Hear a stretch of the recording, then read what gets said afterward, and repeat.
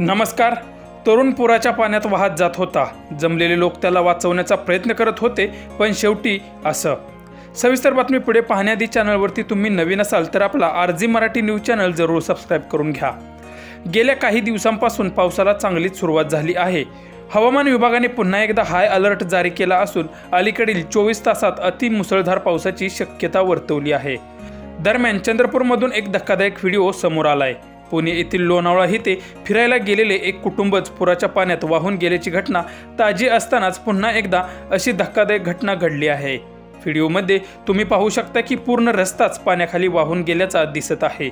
याच पाण्यामधून काही तरुण दुचाकी चालवत घेऊन येताना दिसत आहेत।